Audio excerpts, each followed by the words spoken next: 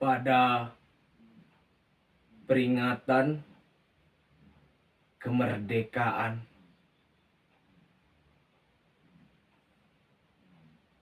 Aku lele duduk nonton TV.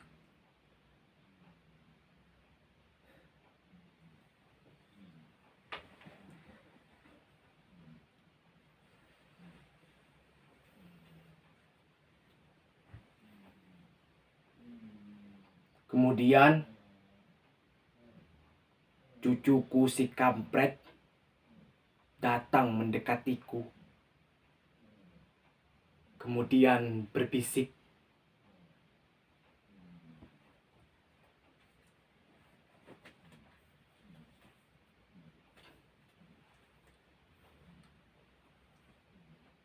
"Kek,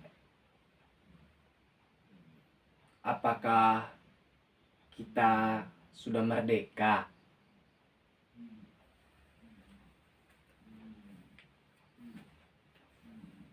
Aku terkejut. "Apa?"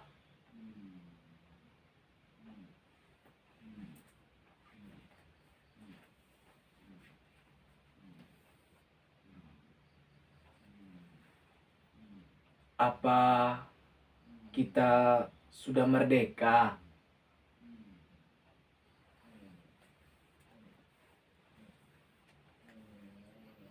Aku mulai marah. "Siapa yang menyuruhmu untuk mempertanyakan itu?"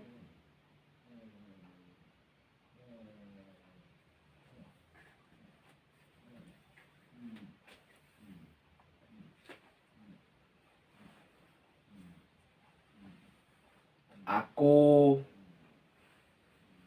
baca di koran."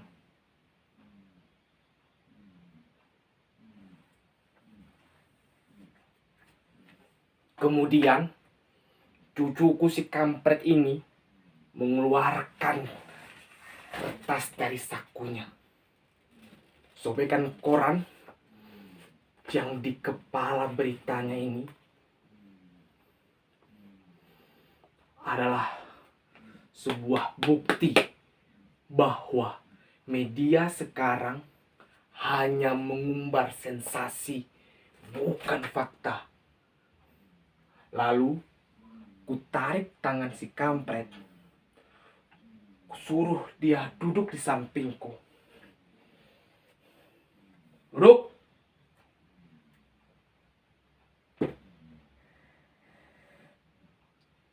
"Duduk di sini. Aku mau bicara."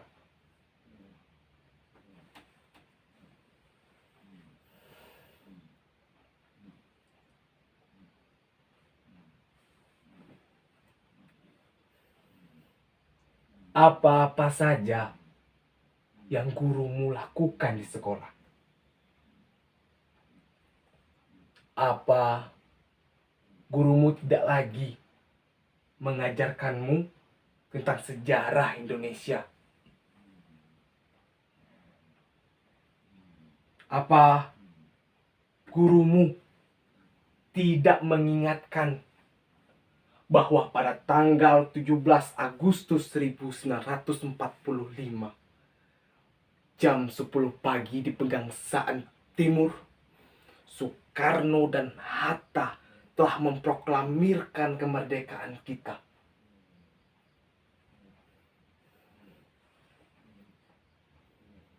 Proklamasi. Kami, bangsa Indonesia, dengan ini menyatakan kemerdekaan Indonesia. Hal-hal yang mengenai pemindahan kekuasaan dan lain-lain diselenggarakan dengan cara seksama dalam tempo yang sesingkat-singkatnya. Jakarta, 17 Agustus 1945, atas nama bangsa Indonesia, Soekarno, Hatta. Nah, sejak saat itu kita sudah merdeka.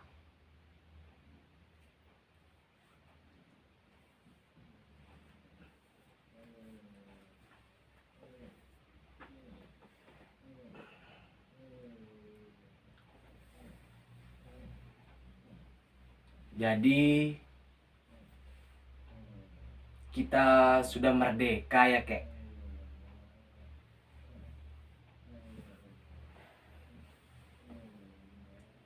Oh, ya jelas.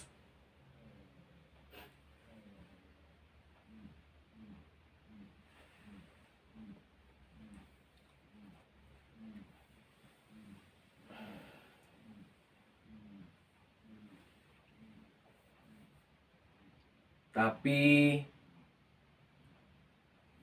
kalau kita sudah merdeka, kenapa kita masih miskin?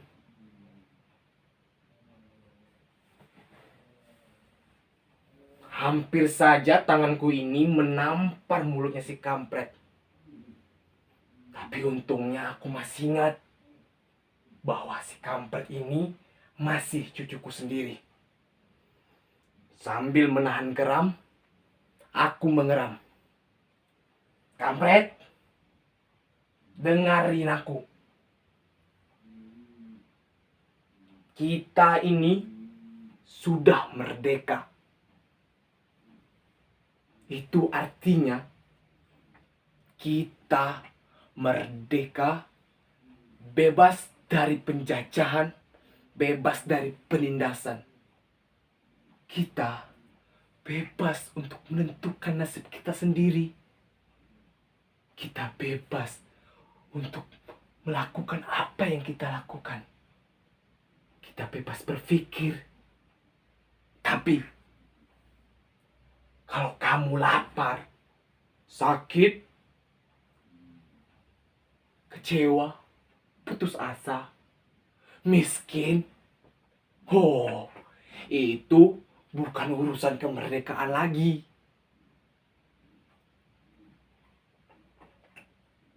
Gini.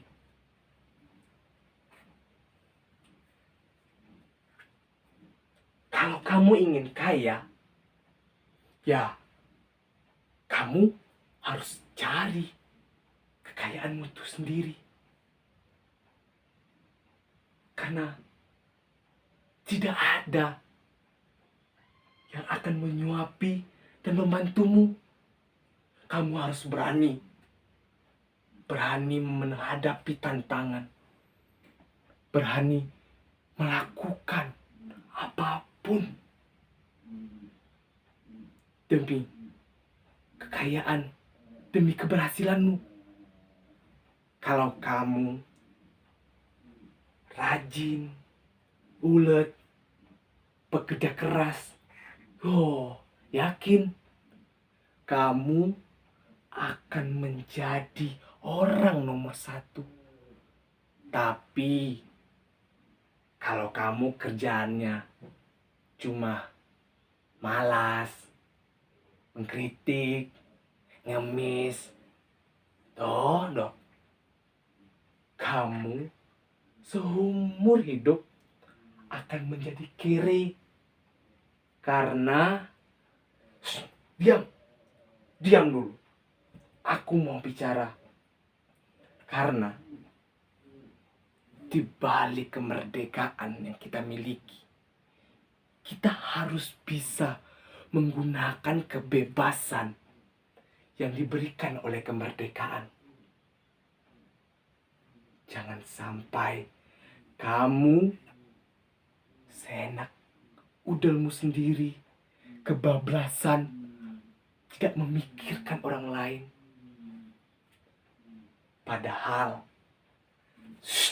diam, aku masih bicara. Padahal, di balik kemerdekaanmu itu, ada kemerdekaan yang sama yang dimiliki oleh keluarga-keluargamu, saudara-saudaramu yang di lingkunganmu itu.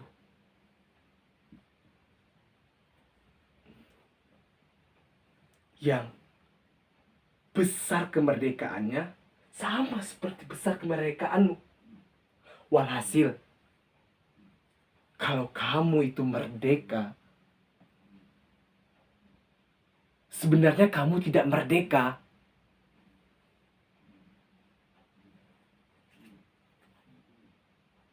Ngerti?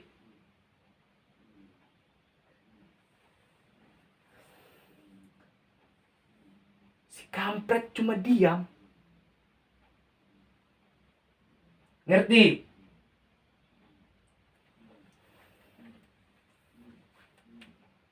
Ngerti?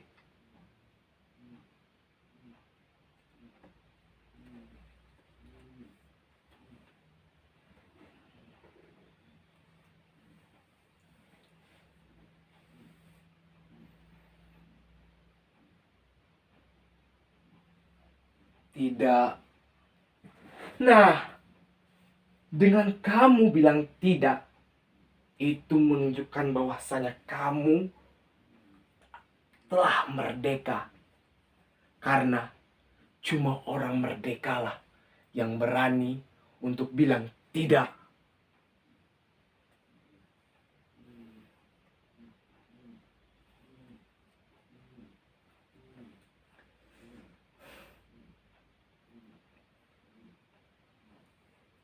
Di televisi, Sang Saka telah dikerek. Diiringi lagu Indonesia Raya. Aku jadi merinding. Aku terlempar ke masa revolusi.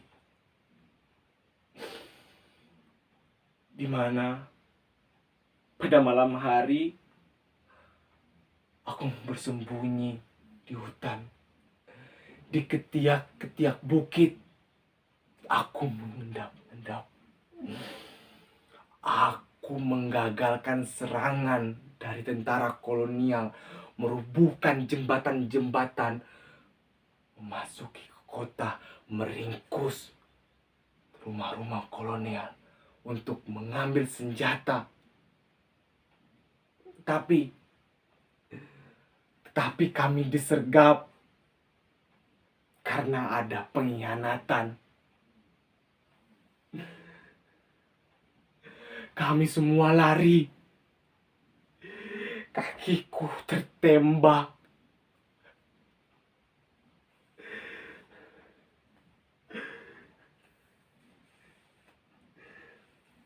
Kami semua masuk ke dalam sumur tua.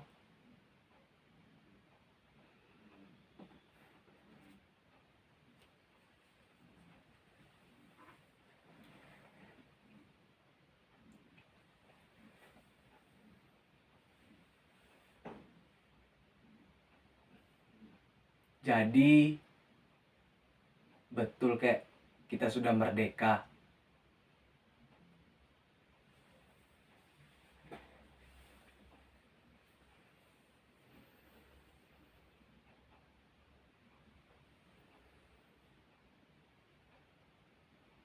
Sang Saka telah berada di puncak tiang. Angut perkasa, aku telah turut. Aku telah ikut membayar ongkos perjalanannya. Kakiku pincang hingga sekarang. Tapi aku tak pernah menyesalinya.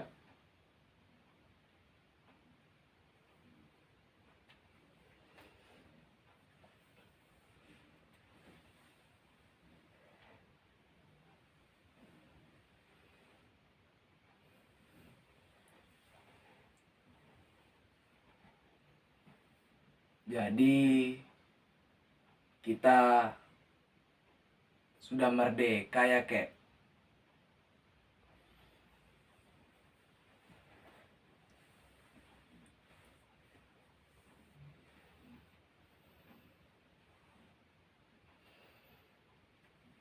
Pada masa kemerdekaan,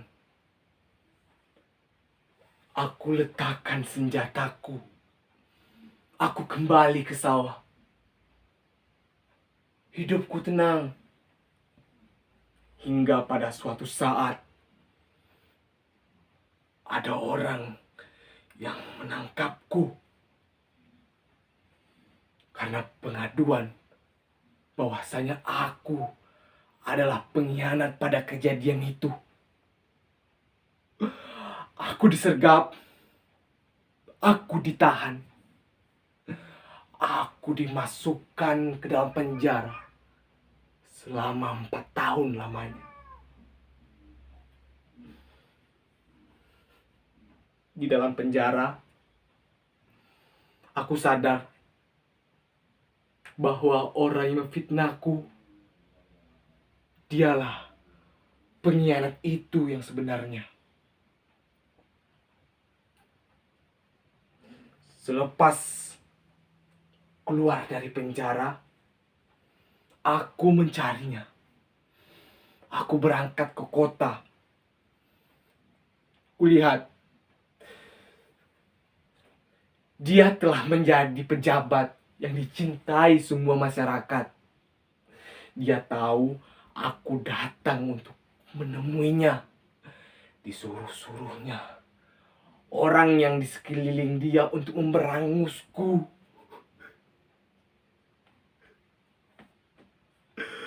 Aku sedih.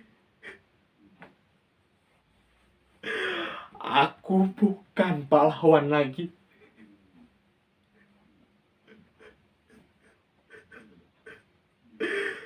Aku hanya orang biasa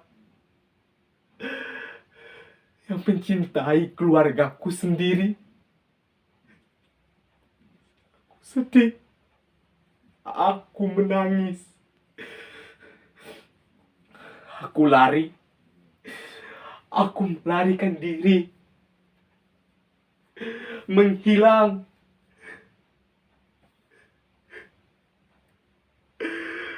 Apakah ini yang dinamakan kemerdekaan? Batinku, hatiku. Aku sedih.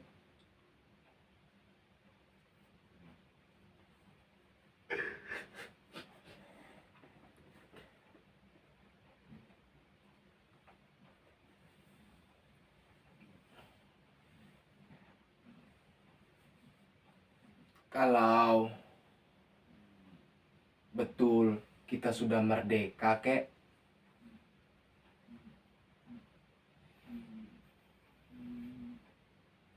kenapa kakek menangis?